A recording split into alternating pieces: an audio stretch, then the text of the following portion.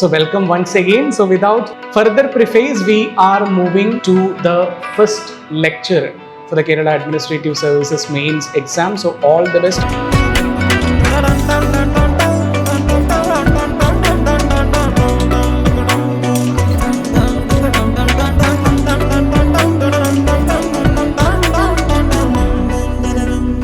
നല്ല ക്ലാസ് ആയിരുന്നു.